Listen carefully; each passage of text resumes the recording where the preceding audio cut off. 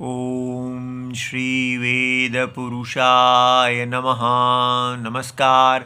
Class number 456 Shrimad Bhagavad Gita जी शंकराचार्य जी के भाष्य के अनुसार आरंभ किया जाता है। ओम श्री सीता रामचंद्राभ्याम नमः। नमो गुरुभ्यः। ओम अथ काल देवताः श्री संवत् 2082 चैत्र शुक्ल पक्षः सप्तमी शुक्रवारः मृगशिरा नक्षत्रम् उत्तरायणं वसंत ऋतुः। ओम तत्सत् श्री शंकराचार्याय गुरवे नमः।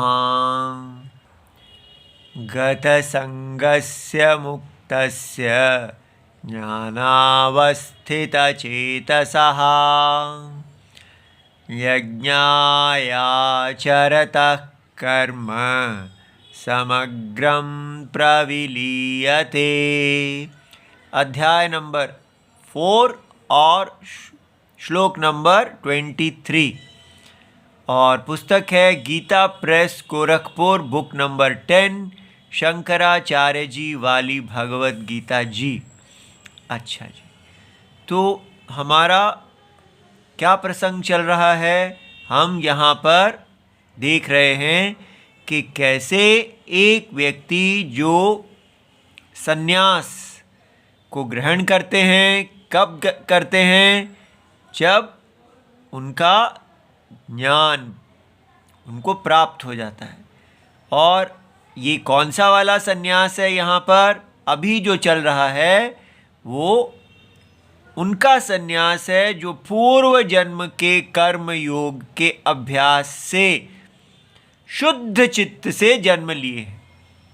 तो ऐसे व्यक्ति के लिए पिछले श्लोक में कहा गया यद इच्छा लाभ संतुष्टः, अर्थात वो जो उनको बिना याचना किए स्वयं ही प्राप्त हो जाता है उसी से संतोष करते हैं। द्वंद्वातीतः, उनके मन में कोई भी जोड़ा, पेयर्स ऑफ ऑपोजिट, हार जीत, लाभ हानि, मान अपमान आदि ये नहीं है, क्योंकि वो इस सारे में सत्यता ही नहीं देखते। वो अपने आप को देह नहीं देखते, तो देह के साथ द्वारा प्राप्त होने वाले ये देह के द्वारा होने वाला जो व्यवहार है, जिसका फल है लाभ हानि इत्यादि, उस सब में उनकी कोई सत्य बुद्धि ही नहीं है।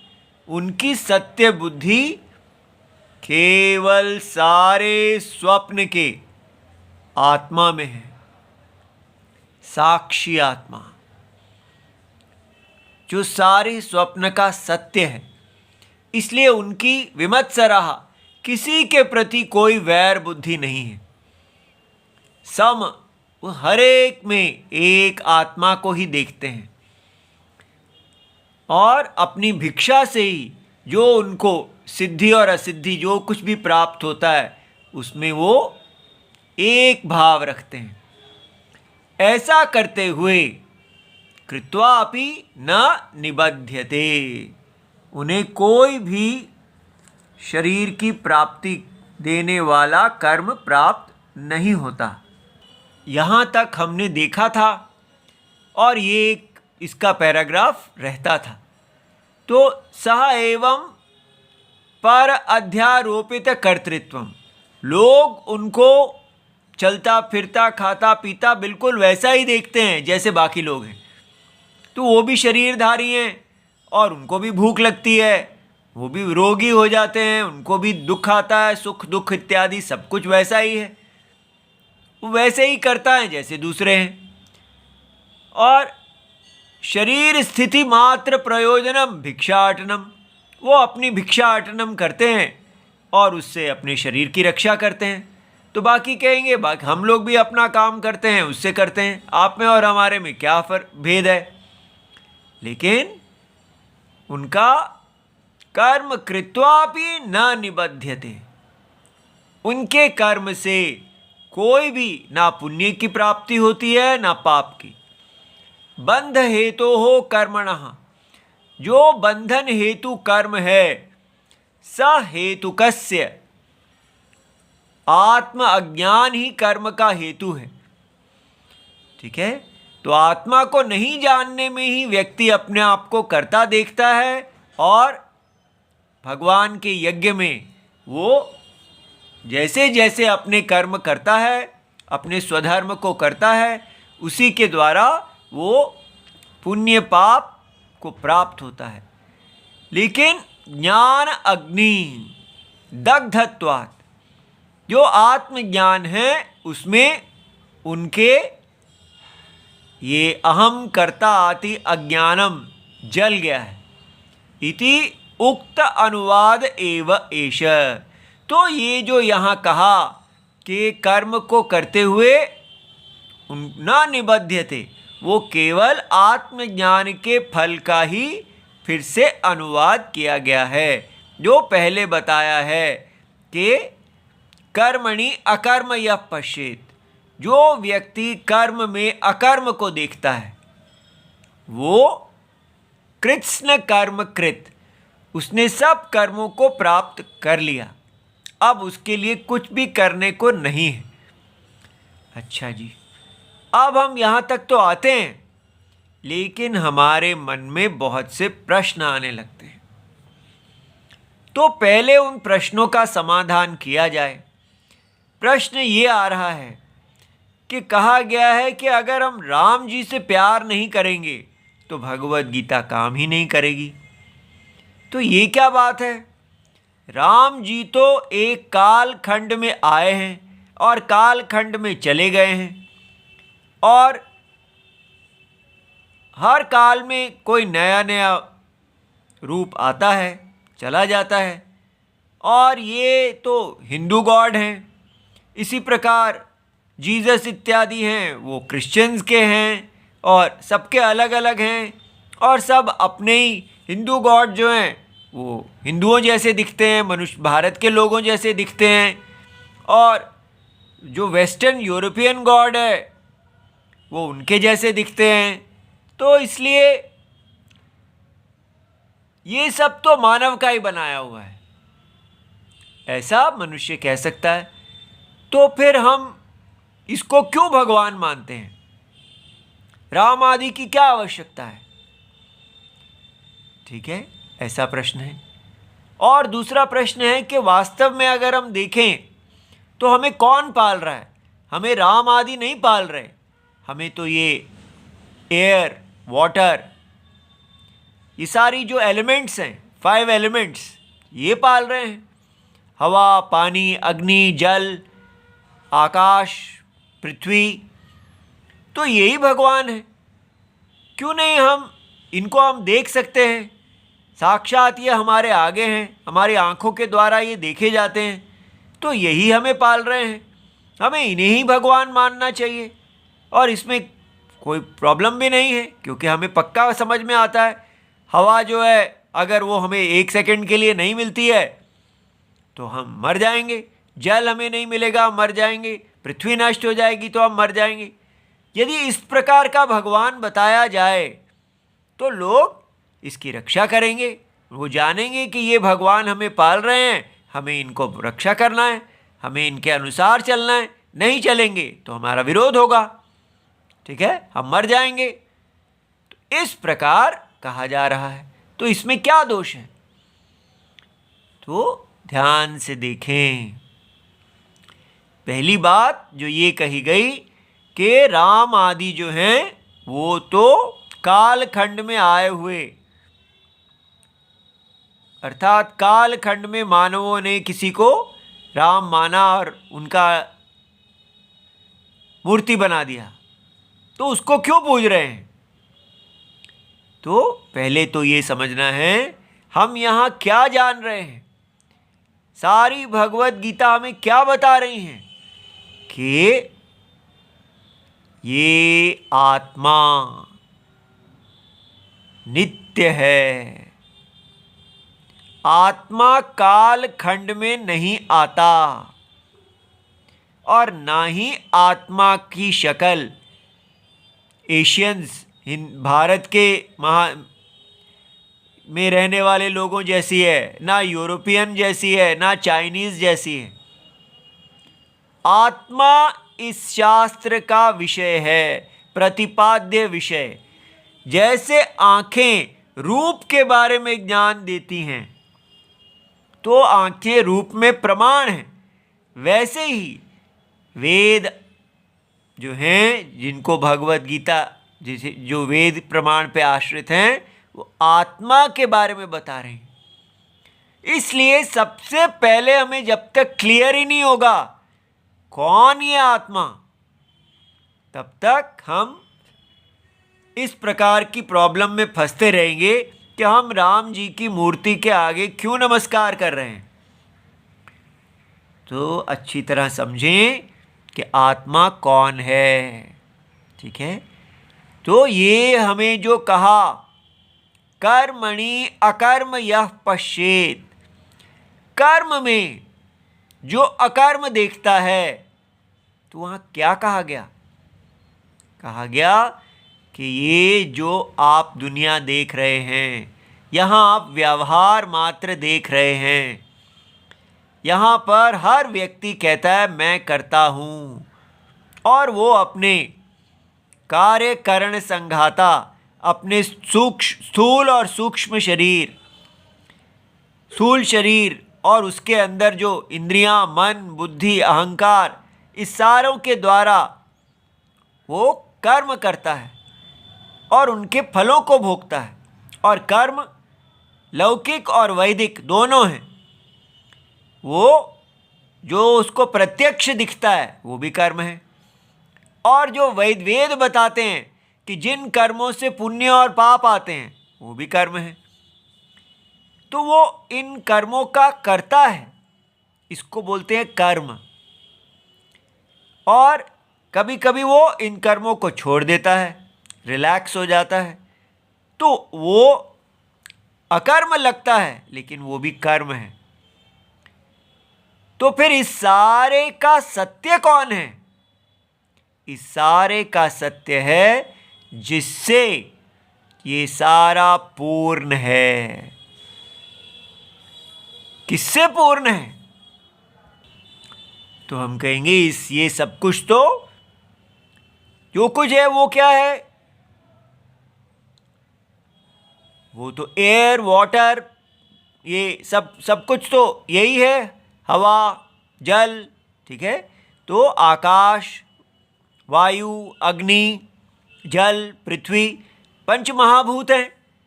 तो इसलिए सब कुछ पंच महाभूत से पूर्ण है। तो इसलिए सब कुछ पंच महाभूत में आता है, पंच महाभूत में रहता है और पंच महाभूतों में ही चला जाता है। तो इसलिए हमें कहना चाहिए कि पूजने का स्थान ये पंच महाभूत हैं। लेकिन क्या ये सबसे फंडामेंटल, क्या ये पंच महाभूत सबसे मौलिक हैं? तो इससे और आगे देखते हैं कि ये पंच महाभूत जो हैं, एयर, वाटर इत्यादि ये सब हैं, ये सब किसके द्वारा पूर्ण है? तो हम देखते हैं कि ये सब इंद्रियों के द्वारा जाने जाते हैं, इंद्रियों से पूर्ण है। तो इसलिए पंच महाभूत जो है, उसके अंदर जो चेतना है, वही चेतना इंद्रियों में है। एक ही चेतना पंच महाभूतों में है। हमारा शरीर पंच महाभूत का बना है, तो सारी पृथ्वी जो पंच महाभूत हैं, उसमें जो चेतना है, वही चेतना इंद्रियों में है। और पंच महाभूत इंद्रियों के अंदर है, क्योंकि अगर इंद्रियां ही नहीं हैं तो पंच महाभूत नहीं है। सारे पंच महाभूत इंद्रियों में देखे जाते हैं, इंद्रियों में ही रहते हैं और इंद्रियों में ही चले जाते हैं। तो फिर इंद्रिय आत्मा जो है वो सबका पूरक होना चाहिए। लेकिन हम देखते हैं कि जो आत्मा इंद्रियों में है वही मन में है। तो और इंद्रियां मन के अंदर हैं। हम देखते हैं कि अगर मन ना हो तो इंद्रियां देख ही नहीं पाती। तो इसलिए मन के अंदर ही इंद्रियां देखी जाती हैं, इंद्रियों का विकार आदि सब मन में ही होता है। तो फिर मन आत्मा जो है, मन का चेतना, यही सबका पूरक होना चाहिए। तो फिर हम देखते हैं कि मन के अंदर जो चेतना है वो बुद्धि के अंदर है, वही चेतना। और बुद्धि जो है वो मन से भी बड़ी है। जो कुछ भी मन कहते हैं उसका निश्चय बुद्धि करती है। तो इसलिए बुद्धि आत्मा, बुद्धि में जो चेतना है वो सबका सर्व सत्यम होना चाहिए। उसी में ही सारा प्रपंच आता है, रहता है और लय होता है। तो बुद्धि से भी कुछ बड़ा है क्या बुद्धि आत्मा से? तो हम देखते हैं कि बुद्धि आत्मा जो है उससे बड़ा केवल शुद्ध आत्मा है। ये चेतना जो बुद्धि के विकार का साक्षी है, वो बुद्धि उसका विशेषण नहीं है, बुद्धि का एडजेक्टिव नहीं है। बुद्धि में चेंजेस आते रहते हैं, लेकिन साक्षी उन सब को धारण करता है, अस्पृष्ट रहता है, असंग रहता है। इसलिए ये साक्षी चेतना जो है ये ही परम सत्यम है। इस साक्षी चेतना को ही जगत का आत्मा बताया जा रहा है। ठीक है। और ये परम सत्य आत्मा राम कृष्ण आदि अवतार धारण करते हैं। जैसे सारे नाम रूपों को धारण करते हैं, वैसे ही युग युग में अवतार आते हैं धर्म की संस्थापना के लिए। इसलिए ये नहीं कहना कि ये तो हमने अपने मन गढ़ंत बनाए हैं। हाँ, हम मूर्तियाँ जो हैं वो हम अपने ही दृष्टि से भगवान की मूर्ति गढ़ते हैं, लेकिन आत्मा का इस प्रकार अवतार रूप में आना और धर्म की स्थापना करना, इसमें शास्त्र प्रमाण है। आत्मा नित्य है, उसके रूप अनित्य हैं। इसलिए रूपों की अनित्यता को देखते हुए आत्मा को अनित्य नहीं समझना चाहिए। ये बात समझ में आई। इसलिए हमारे अंदर जो आजकल इस प्रकार की नास्तिकता आ जाती है कि ये राम आदि जो हैं ये तो मनुष्य ने स्वयं बनाई हैं मूर्तियाँ, इनको क्या पता, अपने आप ही ये सब बनाए जा रहे हैं। हाँ ठीक है, अपनी कल्पना से जो शास्त्र में जैसे राम जी बताए गए हैं उसको देख के कि उनके पास इस प्रकार धनुष है, कैसे वो खड़े होते हैं इत्यादि, जैसा भी उनका वर्णन है, उस वर्णन को देख के हम एक मूर्ति बनाते हैं। लेकिन वो मूर्ति की अनित्यता कि वो मानव ने बनाई है, उससे वो जिस आत्मा का रूप है, वो आत्मा जो सर्वव्यापी है, वो आत्मा अनित्य नहीं हो जाती। इसलिए ये कहना कि हमको केवल हवा, जल, एयर, वाटर इत्यादि पाल रहे हैं तो हमें उन्हें ही भगवान मानना चाहिए, साइंस ही ठीक है, ये उस एयर वाटर के अंदर आत्मा है। ठीक है, वो आत्मा को पूरी तरह पीछे लेके जाइए तो आपको समझ में आएगा कि बुद्धि पर्यंत उसकी उपाधि है। सो आत्मा की उपाधि, आत्मा ने जिस देह को धारण किया है उसके अंदर कितनी देह हैं? ठीक है, स्थूल देह के अंदर सूक्ष्म, उसके अंदर एक और सूक्ष्म, इस प्रकार ये सारी की सारी जो उपाधि है, ठीक है, जो आत्मा की, ये अविद्या कल्पित है, ये केवल अज्ञान के द्वारा बनी हुई है, ये स्वप्न है। ये तब तक है जब तक आप विचार नहीं करते। तो परम सत्य ने इस सारे जगत रूप की उपाधि को धारण किया हुआ है। इसीलिए इस उपाधि को पुरुष रूप दिखाया जाता है कि भगवान जो अब हमें लगता है कि जल इत्यादि हमें पाल रहा है, वो भी ठीक है, क्योंकि वो भी, उसकी भी आत्मा भगवान है, इंद्रियों की आत्मा भी भगवान है, मन की आत्मा भी वही चेतना है, एक ही चेतना सारे जगत में व्याप्त है। और ये उपाधि सत्य नहीं है, ठीक है। जैसे सारा स्वप्न, स्वप्न का एयर वाटर हो, स्वप्न की इंद्रियां हो, मन हो, बुद्धि हो, सब चेतना से व्याप्त है, वो चेतना ही है। इस चेतना को राम जी कहा जा रहा है। जब हम कहते हैं कि बिना राम जी के प्रीति के आप इस भगवत गीता को पढ़ेंगे तो आपको कोई लाभ नहीं होगा, तो ये समझना है कौन राम जी? जो राम जी सारे जगत की आत्मा है, ठीक है, और इसलिए वही आत्मा अवतार रूप में है। इसलिए हमें इनमें भेद नहीं देखना चाहिए। इसलिए राम जी का अवतार जो एक काल खंड में होता है वो व्यर्थ नहीं हो जाता। वो अवतार सनातन धर्म को बताता है।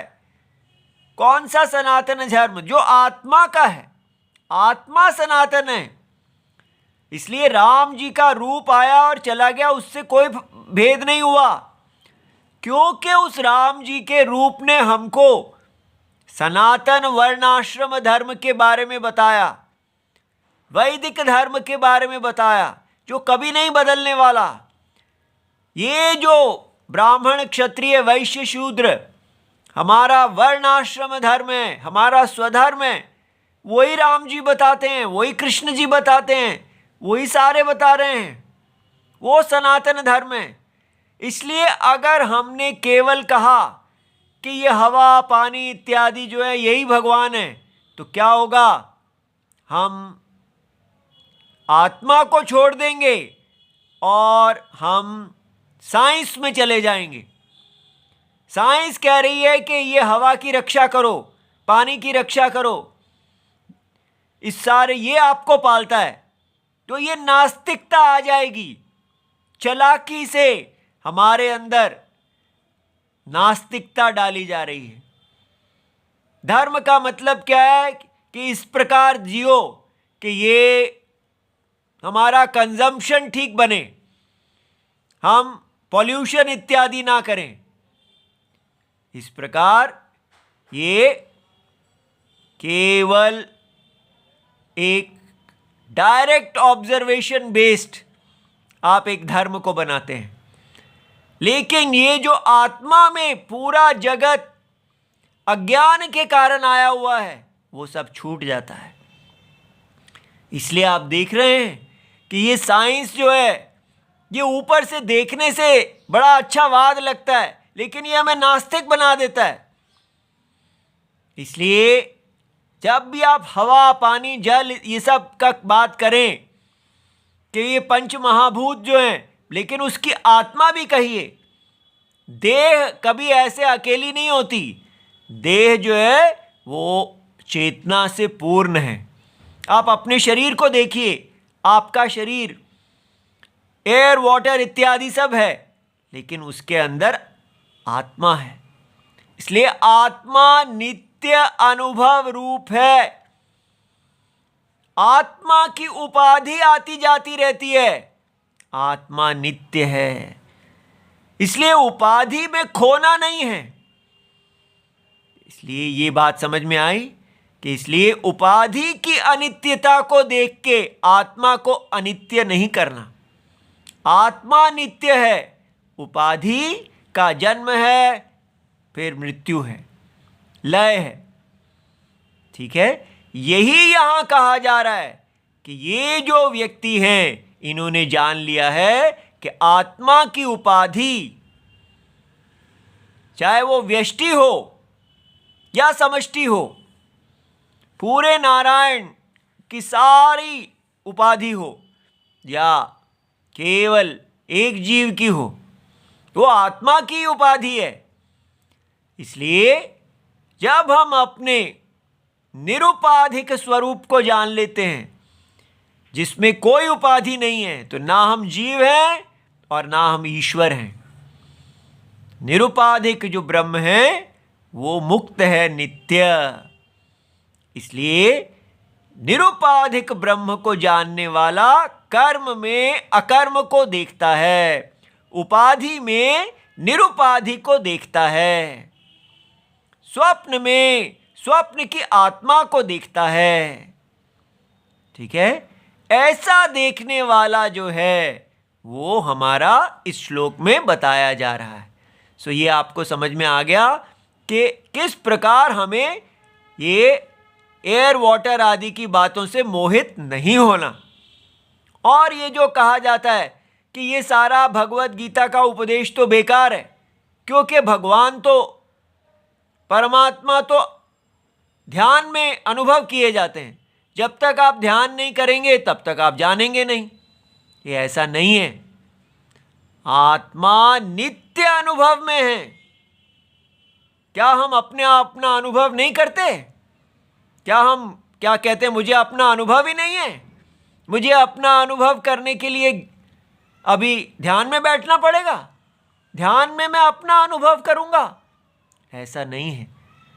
आत्मा अनुभव में है, लेकिन हम आत्मा को देह समझ रहे हैं, आत्मा को इंद्रियां समझ रहे हैं, आत्मा को मन समझ रहे हैं, आत्मा को उपाधि समझ रहे हैं।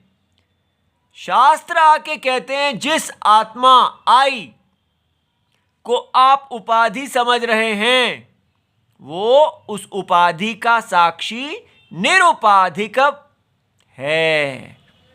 ना आत्मा जीव है, ना आत्मा ईश्वर है। जीव ईश्वर उपाधि है, आत्मा नित्य अनुभव में है, उसी का अज्ञान है। अज्ञान उसी का होता है जो अनुभव में हो। जो अनुभव में ही नहीं है उसका ना ज्ञान होता है ना अज्ञान होता है। गधे के सिर के सींग का ना कोई ज्ञान होगा ना अज्ञान होगा, वो तो अनुभव में ही नहीं है। इसलिए आत्मा को हम इस प्रकार ना कहें कि वो ध्यान में अनुभव होगा। केवल विशेष योगी ही आत्मा का, परमात्मा का अनुभव करते हैं, ऐसा नहीं है। आत्मा सबका अनुभव में है। सब जिसको आई मैं कहते हैं वही आत्मा है। और इसलिए इस मैं प्रत्यय के अंदर रहने वाला साक्षी आत्मा परमात्मा है। इनसे प्रेम करना, इनकी शरण लेना, ये भगवत गीता की मूल कंडीशन है। किस आई, मैं, प्रत्येक, सब मैं कर रहे हैं, उस सारे मैं में एक साक्षी आत्मा है, उससे प्रेम करें, ना कि देह से। उपाधि के अंदर जो निरुपाधिक साक्षी आत्मा है वो प्रेम का स्थान है, वो गुरु हैं, वो गायत्री मंत्र के हमारे धी को प्रचोदन करने वाले हैं। ठीक है, ये कहा जा रहा है कि सदा राम में बने रहो, जिसमें योगी रमन करते हैं, ज्ञानी रमन करते हैं, उस आनंद आत्मा में सदा प्रेम करो, उन्हीं की इच्छा करो। और ये संसार केवल माया है, उसी सत्य में दिखने वाला, अज्ञान के कारण दिखने वाला माया, इसलिए इसमें मोहित ना हो। इसी बात को बताने के लिए आज नया श्लोक देखना था, जो कह रहा है गत संगस्य, जिसका संग चला गया है। ठीक है, मुक्तस्य, तो संग कैसे जाता है? जब हम देखते हैं कि आत्मा का उसकी उपाधि के साथ कोई संग नहीं है। एक ही स्थान है जहां संग नहीं होता, वो है सत्य का असत्य के साथ, स्वप्न आत्मा का स्वप्न के साथ। जब तक हम इस असंग को नहीं समझेंगे, तब तक हम कोई धर्म पालन नहीं कर पाएंगे, तब तक हम बस इस दिखने वाले संसार से ही प्यार करते रहेंगे। जब हम देखते हैं कि ये संसार नित्य बदल रहा है, लेकिन इसका सत्य आत्मा कभी नहीं बदल रहा, उससे प्यार करने वाला व्यक्ति सदा स्थिर रहेगा, कभी अस्थिर नहीं होगा।